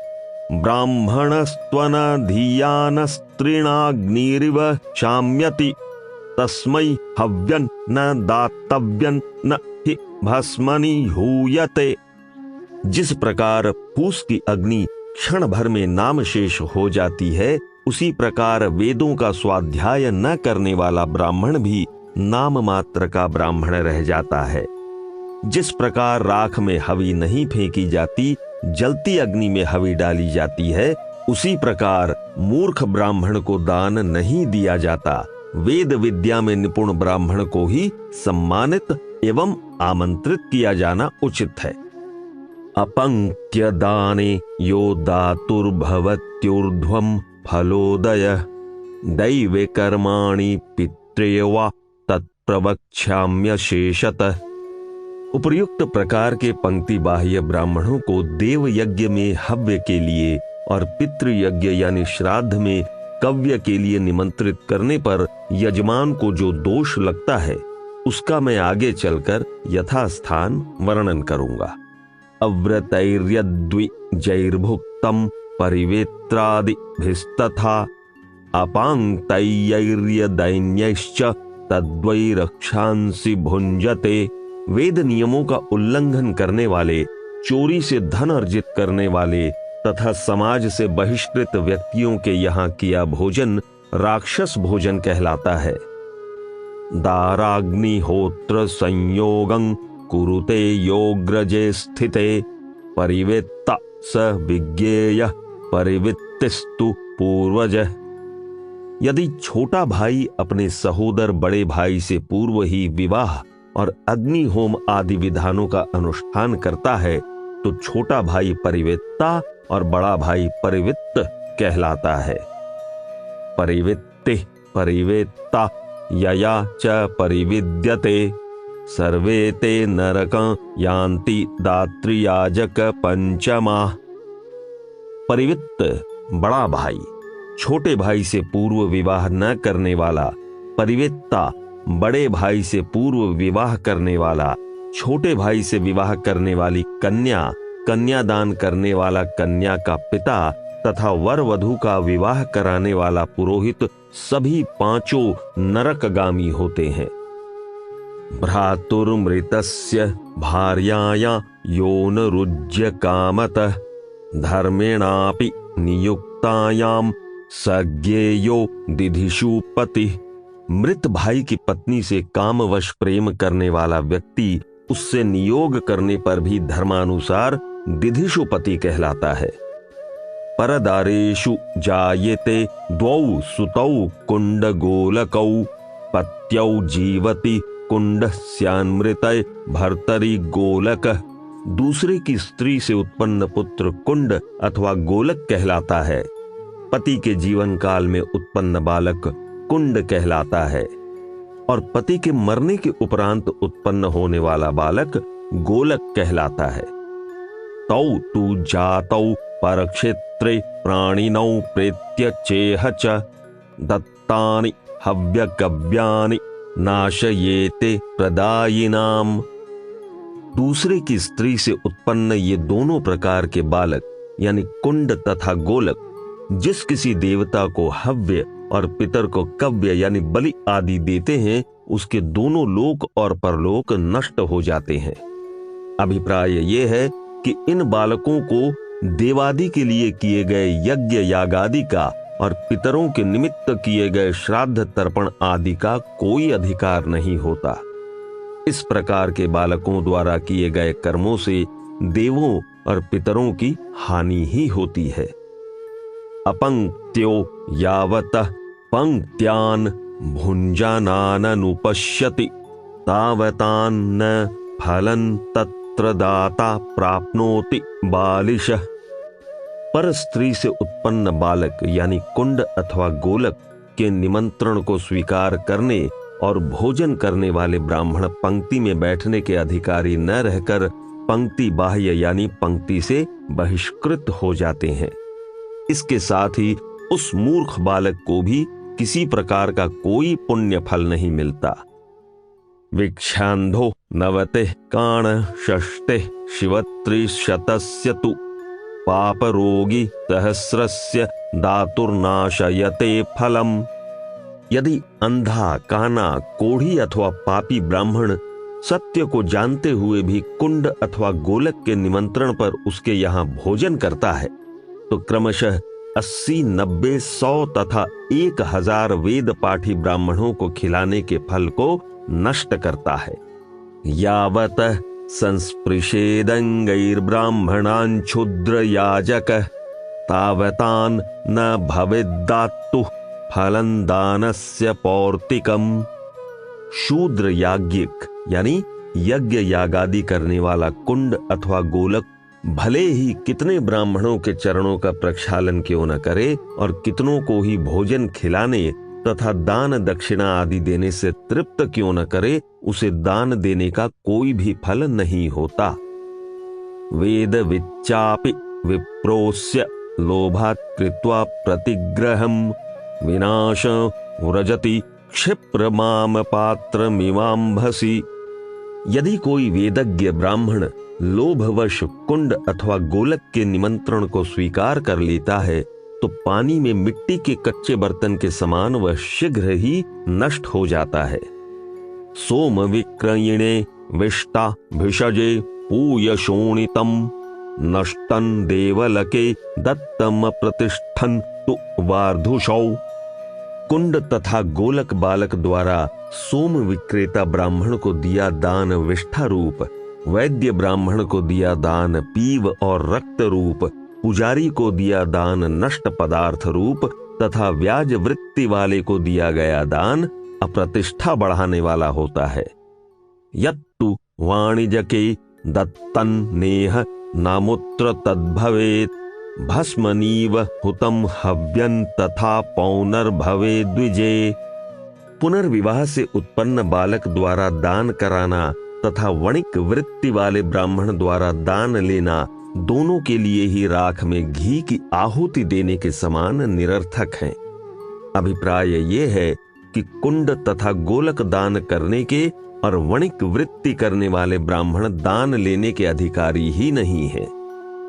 इतरेषु त्वंपक्त्येषु यथोद्दिष्टेष्व साधुषु मिदो श्रृंगमासमज्जास्थि वदन्त्यन्नम मनीषिणः। विद्वानों का मत है कि पंक्ति से बहिष्कृत यानी जाति भ्रष्ट तथा असाधु यानी दुष्ट प्रवृत्ति के ब्राह्मणों को दिया गया अन्न मांस रक्त मज्जा तथा अस्थि रूप अर्थात अभक्ष्य ही होता है। अभिप्राय ये है कि जाति भ्रष्ट ब्राह्मणों को भोजन कराने से पुण्य लाभ नहीं होता। अपंक्त्योपहता पंक्ति पाव्यते यैर्द्विजोत्तमैः तान्निबोधत कात्सर्ण्येन द्विजाग्रयान् पंक्ति पावनान्। मनु महाराज कहते हैं, विप्रो, जिन द्विज श्रेष्ठों से जाति भ्रष्ट और दुष्ट प्रकृति ब्राह्मण अपने स्वरूप को पुनः प्राप्त करते हैं अर्थात शुद्ध पवित्र होकर जाति पंक्ति में बैठने के अधिकारी हो जाते हैं, उन पंक्ति पावक यानी पवित्र करने वाले उत्तम ब्राह्मणों के लक्षणों को समग्र रूप से सुनो। अग्रया सर्वेषु वेदेषु सर्व प्रवचनेषु च श्रोत्रियान्वयजाश्चैव विज्ञेयाः पंक्ति पावनाः। जिनके कुलों में परंपरा से चारों वेदों का अध्ययन अध्यापन और प्रवचन होता है तथा जो वंश परंपरा से श्रोत्रिय अर्थात वेद विद्या विशारद हैं, उन्हें ही पंक्ति पावन समझना चाहिए। त्रिनाचिकेत पंचाग्नि स्त्री सुपर्ण षडंगित ब्रह्म देवात्म संतानो ज्येष्ठ सामग एवच। कठोपनिषद में निरूपित व्रत का अनुष्ठान करने वाला, पंचाग्नि का सेवन करने वाला, ऋग्वेद में निरूपित ब्राह्म व्रत करने वाला, वेदों के शिक्षा कल्प आदि 6 अंगों को जानने वाला, ब्राह्म विवाह वाले दंपत्ति से उत्पन्न तथा सामवेद के आरण्यक का गान करने वाला ब्राह्मण पंक्ति भ्रष्ट ब्राह्मणों को पवित्र करने और पंक्ति में प्रवेश का पुनः अधिकार दिलाने में समर्थ होता है। वेदार्थ विप्रवक्ता च ब्रह्मचारी सहस्रदः शतायुश्चैव विज्ञेयाः ब्राह्मणाः पंक्ति पावनाः। वेद के मर्म को यानी गूढ़ अर्थ को समझने वाला तथा अपने शिष्यों को समझाने वाला, हजारों गायों का दान करने वाला तथा 100 वर्षों की दीर्घ आयु वाला ब्राह्मण भी पंक्ति बहिष्कृत ब्राह्मण को शुद्ध करने में समर्थ होता है। पूर्वेद्युर परेद्युर्वा श्राद्ध कर्मण्युपस्थिते निमंत्रयीत त्रिवरान् सम्यग्विप्राण्यथोदितान्। श्राद्ध कर्म की इच्छा रखने वाले व्यक्ति को चाहिए कि एक दिन पूर्व अथवा उसी दिन शास्त्रोक्त गुण संपन्न अर्थात अधिकारी 3 अथवा 2 व 1 ब्राह्मणों को आदर पूर्वक निमंत्रित करे। निमंत्रितो द्विजः पित्रे नियतात्मा भवेत् सदा न च छंदांस्य धीयीत यस्य श्राद्धं च तद्भवेत्। श्राद्ध के लिए निमंत्रित ब्राह्मण उस रात ब्रह्मचर्य आदि नियम का कठोरता से पालन करे। श्राद्ध करने वाले और कराने वाले के लिए श्राद्ध के दिन वेदाध्ययन का निषेध है। दोनों वेदाध्ययन और श्राद्ध कर्म कार्य एक साथ संभव न होने के कारण ही ऐसा विधान किया गया लगता है। निमंत्रितान् हि पितर उपतिष्ठन्ति तान् द्विजान् वायुवच्चानुगच्छन्ति तथा सीनानुपासते। पितर श्राद्ध के लिए निमंत्रित ब्राह्मणों के समीप आ जाते हैं और वायु के समान उनके पीछे चलते हैं और उनके बैठने पर उनके समीप ही बैठ जाते हैं। केतितस्तु यथा न्यायम हव्य कव्य द्विजोत्तमा कथंचिदप्यतिक्रामन् पाप सूकरता व्रजेत। कुछ श्रेष्ठ ब्राह्मणों का कथन है कि यदि कोई विद्वान ब्राह्मण किसी यजमान के श्राद्ध का निमंत्रण स्वीकार करके किसी कारणवश श्राद्ध का भोजन नहीं करता है तो वह उस पाप के फलस्वरूप अगले जन्म में शूकर की योनि में जन्म लेता है। आमंत्रितस्तु यह श्राद्धे वृषल्य सह मोदते दातुर्यदुष्कृतं किंचित तत्सर्वं प्रतिपद्यते। श्राद्ध कर्म के लिए आमंत्रित ब्राह्मण यदि शूद्रा के साथ रतिविलास करता है तो वह यजमान के सभी पापों के फल को भोगता है। अक्रोधनाः शौचपराः सततं ब्रह्मचारिणः न्यस्तशस्त्राः महाभागाः पितरः पूर्वदेवताः। पितरों को परिभाषित करते हुए मनु महाराज कहते हैं, विप्रो, क्रोध रहित, भीतर बाहर से पवित्र, निरंतर जितेंद्रिय, शस्त्रास्त्रों से होने वाले हिंसा से मुक्त और दया उदारता आदि दिव्य गुणों से संपन्न देवता तुल्य पुरुष ही पितर हैं। यस्मादुत्पत्तिरेतेषां सर्वेषामप्यशेषतः ये च यैरुपचर्याः स्युर्नियमैस्तान्निबोधत। मनु महाराज कहते हैं, विप्रो, जिससे पितरों की उत्पत्ति होती है और जिन नियमों से वे पूजित होते हैं, मैं आप लोगों को उन नियमों से सम्यक रूप से परिचित कराता हूं। आप लोग ध्यान पूर्वक सुने। मनो हिरण्य गर्भस्य ये मरीच्यादयः सुताः तेषां ऋषीणां सर्वेषां पुत्राः पितृगणाः स्मृताः। स्वयं भुव मनु के पुत्र मरीचि आदि हैं और इन मरीचि आदि सभी ऋषियों के पुत्र ही पितर कहे गए हैं। विराट सुताः सोमसदः साध्यानां पितरः स्मृताः अग्निश्वात्ताश्च देवानां मारीचाः लोकविश्रुताः। प्रजापति विराट के पुत्र सोमसद साध्यों यानी देव विशेषों के पितर हैं और प्रजापति मरीचि के लोक प्रसिद्ध पुत्र अग्निश्वात्त देवों के पितर हैं। दैत्य दानवयक्षाणां गंधर्वो रगरक्षसां सुपर्ण किन्नाराणा च स्मृता बर्हिषदोत्रिजाः। प्रजापति अत्रि के पुत्र बर्हिषद दैत्यों, दानवों, यक्षों, गंधर्वों, सर्पों, राक्षसों, सुपर्णों यानी गरुड़ जाति के पक्षियों और किन्नरों के पितर हैं। सोमपानाम विप्राणाम क्षत्रियाणाम हविर्भुज वैश्यानामाज्यपानाम शूद्राणान तु सुकालिनः। ब्राह्मणों, क्षत्रियों, वैश्यों और शूद्रों के पितरों के नाम क्रमशः सोमपा, हविर्भुज, आज्यपा और सुकालिन हैं। सोमपास्तु कवेः पुत्राः हविष्मन्तोऽङ्गिरः सुताः पुलस्त्यस्याज्यपाः पुत्राः वसिष्ठस्य सुकालिनः। भृगु के पुत्र सोमपा, अंगिरा के पुत्र हविष्मंत, पुलस्त्य के पुत्र आज्यपा और वशिष्ठ के पुत्र सुकालिन नामक पितर अपने पिता ऋषियों से उत्पन्न पितर हैं। अनग्नि दग्धान काव्यान बर्हिषदस्तथा अग्निश्वात्तांश्च सौम्यांश्च विप्राणामेव निर्दिशेत्। अग्नि दग्ध काव्य यानी शुक्राचार्य, बर्हिषद अग्निश्वात तथा सौम्य ब्राह्मणों के पितर कहे गए हैं। य एते तु गणाः मुख्याः पितॄणां परिकीर्तिताः तेषामपीह विज्ञेयं पुत्र पौत्रो मनंतकम।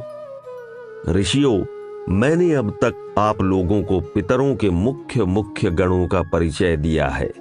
इन पितरों के इस संसार में अनंत पुत्र पौत्र हुए हैं जिनकी गणना संभव नहीं। ऋषिभ्यः पितरो जाताः पितृभ्यो देवमानवाः देवेभ्यस्तु जगत् सर्वं चरस्थान्वनु पूर्वशः। पितरों की उत्पत्ति के क्रम का परिचय देते हुए मनु महाराज कहते हैं, विप्रो, ऋषियों से पितरों की, पितरों से देवताओं की और देवताओं से मनुष्यों की उत्पत्ति हुई। देवताओं से ही इन सारे पदार्थों व जड़ चेतन संसार का जन्म हुआ है। इस प्रकार यह संसार देवों से व्याप्त है। राजतैर्भाजनैरेषामथो वा रजतान्वितैः वार्यपि श्रद्धया दत्तमक्षयायोपकल्पते। रजत यानी चांदी से बने अथवा चांदी से मढ़े पात्रों में पितरों को श्रद्धा पूर्वक मात्र जल देने के रूप में भी श्राद्ध तर्पण से अक्षय सुख की प्राप्ति होती है। दैव कार्याद्विजातीनां पितृकार्यं विशिष्यते। दैवं हि पितृकार्यस्य पूर्वमाप्यायनं स्मृतम्। द्विजाति ब्राह्मण, क्षत्रिय और वैश्य वर्णों के लोगों के लिए देव कार्य, यज्ञ यागादि की अपेक्षा पितृ कार्य, श्राद्ध तर्पण आदि का महत्व अधिक है, क्योंकि प्राचीन ऋषियों ने भी कहा है कि देव कार्य अर्थात यज्ञ यागादि, श्राद्ध तर्पण आदि पितृ कार्य का ही पूर्व भाग है। स्पष्ट है कि पूर्व भाग एक प्रकार से उत्तर भाग का साधक होता है। तेषामारक्ष भूतन तु पूर्वं दैवं नियोजयेत् रक्षांसि विप्रलुम्पन्ति श्राद्धमारक्ष वर्जितम्।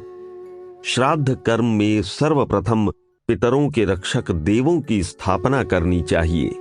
ऐसा न करने पर रक्षकों की अनुपस्थिति में राक्षस श्राद्ध को नष्ट कर देते हैं। दैवाद्यंतन तदीहेत पित्राद्यंतन न तद्भवेत। पित्राद्यंतन त्वीहमानः क्षिप्रं नश्यति सान्वयः। श्राद्ध के प्रारंभ और अंत में यानी समाप्ति में देव प्रतिष्ठा और पूजा अवश्य करनी चाहिए। देवों की उपेक्षा करके श्राद्ध तर्पण आदि करने वाला यजमान कुल सहित नष्ट हो जाता है। शुचिन्देश विविक्त च गोमयेनोपलेपयेत् दक्षिणा प्रवण चैव प्रयत्नेनोपपादयेत्। पितृ श्राद्ध के लिए किसी एकांत और पवित्र स्थल का चुनाव करके वहां गोबर का लेप लगाना चाहिए। उस स्थान की दक्षिण दिशा में सावधानी से नीचे की ओर एक वेदी बनानी चाहिए। अवकाशेषु चोक्षेषु नदी तीरेषु चैव हि विविक्तेषु च तुष्यन्ति दत्तेन पितरः सदा। खुले स्थानों पर, पवित्र देशों में, नदियों के तटों पर तथा एकांत स्थानों पर श्राद्ध तर्पण करने से पितर प्रसन्न होते हैं। आसनेषु पक्लिप्तेषु बर्हिष्मत्सु पृथक पृथक उपस्पृष्टोदकान् सम्यग् विप्रांस्तानुपवेशयेत्। उपर्युक्त स्थानों, खुला आंगन, नदी तट आदि पर सुंदर कुशों का आसन बिछाकर निमंत्रित ब्राह्मणों को आदर पूर्वक उन पर बैठाना चाहिए। उपवेश्य तु तान्वी प्राणासनेष्वजुगुप्सितान् गंधमाल्यैः सुरभिभिरर्चयेत् दैव पूर्वकम्। श्राद्ध के लिए आमंत्रित श्रेष्ठ ब्राह्मणों को सुंदर सुशोभित आसनों पर बैठाकर प्रथम देवस्थानीय, फिर पितृस्थानीय ब्राह्मणों का गंध, माला आदि सुगंधित पदार्थों से आदर पूर्वक पूजन करना चाहिए। तेषामूदकमानीय सपवित्रांस्तिलानपि अग्नौ कुर्यादनुज्ञातो ब्राह्मणो ब्राह्मणैः सह। आमंत्रित श्रेष्ठ ब्राह्मणों को गंधमाला आदि समर्पित करने के उपरांत उन्हें अर्घ्य, कुश निर्मित पवित्री तथा तिल अर्पित कर फिर उनकी अनुमति से अग्नि में होम करें। अग्नेह सोमयमाभ्यां च कृत्वाप्यायनमादितः हविर्दानेन विधिवत् पश्चात सर्तपयेत् पितॄन्। अग्नि में होम करने के उपरांत अग्नि, सोम और यम देवों का अर्चन पूजन करना चाहिए और फिर पितरों को हवि देकर उनका विधि पूर्वक तर्पण करना चाहिए। अग्न्य भावे तु विप्रस्य पाणवेवोपपादयेत्, यो ह्यग्निः स द्विजो विप्रैर्मंत्रदर्शिभिरुच्यते। यदि अग्नि के सुलभ न होने से होम संभव नहीं हो तो ब्राह्मण के हाथ पर तीनों आहुतियां दे देनी चाहिए। वस्तुतः मंत्र दृष्टा महात्माओं का कथन है कि जो अग्नि है वही ब्राह्मण है, अर्थात दोनों में किसी प्रकार का कोई भेद नहीं। शास्त्रों में जिस प्रकार अग्नि को देवों का मुख कहा गया है, उसी प्रकार ब्राह्मण को भी भगवान का मुख ब्राह्मणोस्य मुखमासीत् कहा गया है। अक्रोधनांसु प्रसादान्वदन्त्येतान् पुरातनाः, लोकस्याप्यायने युक्तान् श्राद्धे देवान् द्विजोत्तमान्। श्राद्ध के लिए उपयुक्त यानी पात्र ब्राह्मणों का परिचय देते हुए मनु महाराज कहते हैं, क्रोध रहित सर्वथा प्रसन्न रहने वाले ज्ञान वृद्ध एवं वयोवृद्ध लोक कल्याण में निरत श्रेष्ठ यानी कुलीन ब्राह्मण ही श्राद्ध में निमंत्रित करने योग्य हैं। अपसव्यमग्नौ कृत्वा सर्वमावृत परिक्रमम्, अपसव्येन हस्तेन निर्वपेदुदकं भुवि। दक्षिण यानी दाहिने हाथ से अग्नि में होम करके यज्ञ वेदी को ढक दें और फिर दाएं हाथ से धरती पर पानी डालकर उसे गीला कर दें ताकि वायु से चिंगारी उड़कर अनर्थ न कर सके। त्रिंस्तु तस्माद्ध विशेषात् पिंडान् कृत्वा समाहितः, औदकेनैव विधिना निर्वपेद्यक्षिणामुखः।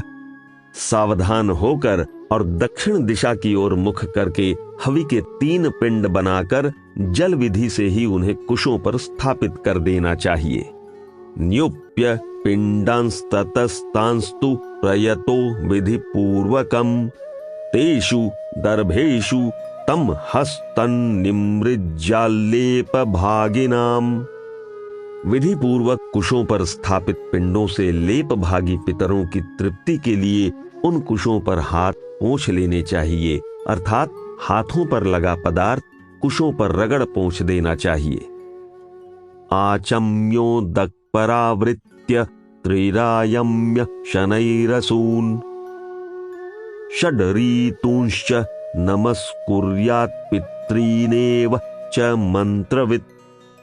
मंत्र को जानने वाला व्यक्ति उत्तर की ओर मुख करके धीरे धीरे यानी शीघ्रता त्याग कर आचमन करे और 3 बार प्राणायाम करके पितरों को तथा उनके ही समान श्रद्धा सहित 6 ऋतुओं को प्रणाम करे।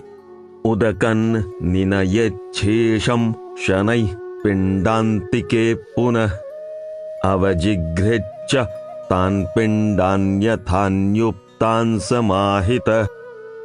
शेष बचे पानी को धीरे धीरे पिंडों के समीप छोड़ देना चाहिए और उसके पश्चात सावधानी पूर्वक क्रमशः यानी जिस क्रम से रखा गया था पिंडों को सूंघना चाहिए।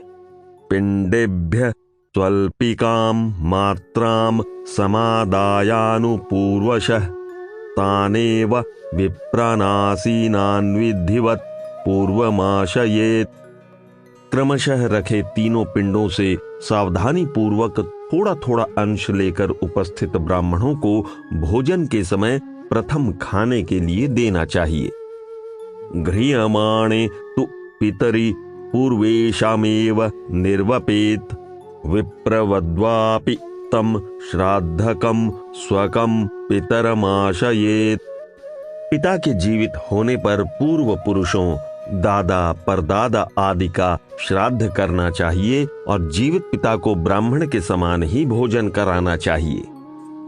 पिता यस्य तु वृत्तः स्याज्जीवेच्चापि पितामहः, पितुः स नाम संकीर्त्य कीर्तयेत् प्रापितामहम्। यदि पिता का देहांत हो गया हो और दादा जीवित हों तो पिता का नाम लेने के उपरांत परदादा का नाम लेना चाहिए और दादा को ब्राह्मण के समान भोजन कराना चाहिए। पितामहो वा तच्छ्राद्धम भुंजितेत्य ब्रवीन्मनुः काम वा समनुज्ञातः स्वयमेव समाचरेत्। मनु महाराज का कथन है कि जीवित दादा को ही श्राद्ध का भोजन करा देना चाहिए। यदि पितामह इसके लिए प्रस्तुत न हो तो जैसा वे आदेश दें पौत्र को उसका यथावत पालन करना चाहिए। तेषां दत्त्वा तु हस्तेषु सपवित्रं तिलोदकं तत्पिंडाग्रम प्रयच्छेत्तु स्वधैषामस्तिवति ब्रुवन्। श्राद्ध में निमंत्रित ब्राह्मणों के हाथों में कुशा यानी पवित्री सहित तिल तथा जल देकर अमुकाय स्वधा, पितरे स्वधा आदि उच्चारण करते हुए पिंड का अल्प भाग देना चाहिए। पाणिभ्यान तूप संगृह्य स्वयमन्नस्य वर्धितम विप्रांतिके पितृन्ध्यायन शनकैरूपनिक्षिपेत। अपने हाथों में पके अन्न के पात्रों को लेकर मे वृद्धि अस्तु उच्चारण के साथ पितरों का स्मरण करता हुआ अन्न पात्रों को धीरे से ब्राह्मणों के समीप रख देना चाहिए। उभयोर हस्तयोर मुक्त यदन्नमुपनीयते तद्वी प्रलुम्पन्त्यसुराः सहसा दुष्टचेतसः। यदि अन्न पात्रों को श्रद्धा पूर्वक दोनों हाथों से पकड़कर ब्राह्मणों के समीप नहीं रखा जाता तो दुष्ट बुद्धि वाले असुर उन पात्रों को छीन लेते हैं। गुणांश्च सूपशाकाध्यान पयोदधि घृतम मधु विन्यसेत् प्रयतः पूर्वं भूमावेव समाहितः। श्राद्ध करने की इच्छा वाले यजमान को आमंत्रित ब्राह्मणों को दान में देने के लिए साग, दाल, चटनी, घी, दही, दूध और मधु आदि से भरे पात्रों को सावधानी से धरती पर रखना चाहिए। भक्ष्यम भोज्य च विविधम मूलानि च फलानि च हृद्यानि चैव मांसानि पानानि सुरभीणि च। अनेक प्रकार के खाने खिलाने योग्य पदार्थों से, कंद मूलों और फलों से, रोचक मांसों से, पेय पदार्थों से और सुगंधित द्रव्यों से पूर्ण पात्रों को सावधानी से धरती पर रख देना चाहिए। उपनीय तु तत्सर्वं शनकैः सुसमाहितः परिवेशयेत प्रयतो गुणान् सर्वान् प्रचोदयान्। उपर्युक्त सभी पदार्थों को लाकर अत्यंत पवित्र भाव और शुद्ध चित्त से ब्राह्मणों के गुणों का गान करते हुए श्रद्धा पूर्वक उनके आगे परोसना चाहिए। नाश्रुमापात ये जातु न कुप्यन्नानृत वदेत न पादेन स्पृशेदन्न चैतदवधूनयेत। श्राद्ध के दिन यजमान को न तो रोना चाहिए, न क्रोध करना चाहिए और न ही असत्य भाषण करना चाहिए। उसे न तो अन्न को पैर लगाना चाहिए और न ही उसे फेंकना चाहिए। अश्रुंगमयति प्रेतान कोपोरीन नृतम शुनः पादस्पर्शस्तु रक्षांसि दुष्कृतीन वधुननम। श्राद्ध के दिन रोने से अन्न प्रेतों को, क्रोध करने से शत्रुओं को, असत्य भाषण करने से कुत्तों को, पैर लगाने से राक्षसों को और फेंकने से पापी जीवों को प्राप्त होता है। अभिप्राय ये है कि जिन पितरों के लिए श्राद्ध किया जा रहा होता है वे वंचित ही रहते हैं। अतः रोना, क्रोध करना, असत्य बोलना तथा उपेक्षा दिखाना जैसे दोषों से बचना चाहिए। यद्यद्रोचते विप्रेभ्यस्तद्दद्याद्मत्सरः ब्रह्मोद्याश्च कथाः कुर्यात् पितॄणामेतदीप्सितम्। श्राद्ध के दिन निष्ठावान यजमान को ईर्ष्या द्वेष से रहित होकर आमंत्रित ब्राह्मणों को उनकी रुचि का अन्न ही परोसना चाहिए और ईश्वर संबंधी वार्ता करनी चाहिए। यही सब पितरों को प्रिय एवं अनुकूल है। स्वाध्यायम श्रावयेत् पितृये धर्मशास्त्राणि चैव हि आख्यानानीति हासांश्च पुराणान्यखिलानि च। श्राद्ध के दिन पितरों की प्रसन्नता के लिए उन्हें वेद, धर्मशास्त्र, रामायण, महाभारत तथा पुराणों की कथाएं सुनानी चाहिए। अभिप्राय ये है कि उस दिन लौकिक चर्चा को छोड़कर